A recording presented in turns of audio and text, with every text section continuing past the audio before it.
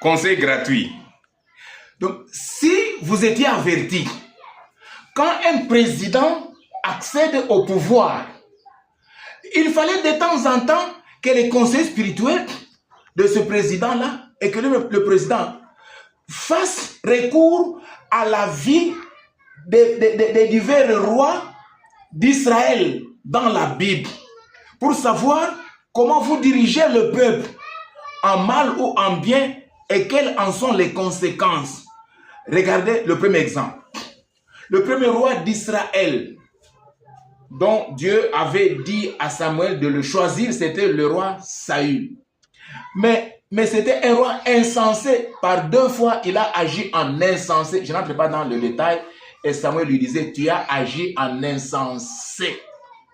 Ton règne ne sera plus affermi. Dieu s'est déjà choisi un homme selon son cœur.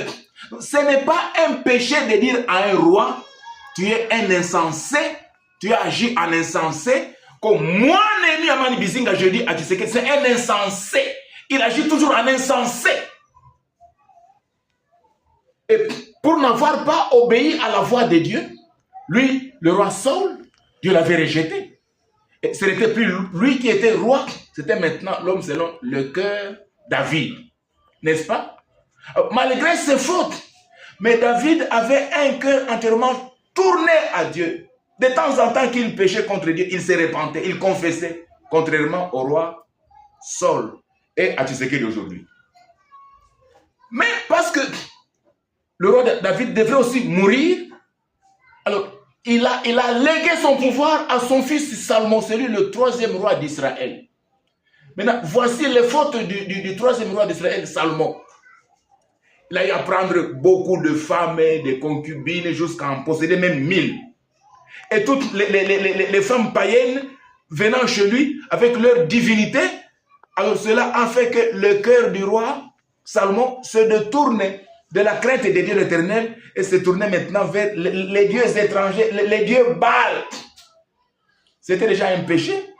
Alors Dieu lui a dit, parce que ton cœur se détourne de moi, bon, je vais diviser ton royaume après toi. Mais tout le temps du roi rebelle à Dieu, Salomon, la Bible dit clairement que Dieu avait suscité 3 ennemis du roi Salomon pour le mettre très mal à l'aise tout le long de son règne jusqu'à sa fin. Cela est lu où? Écoutez la suite de la lecture pour que vous en sachiez où en sommes-nous.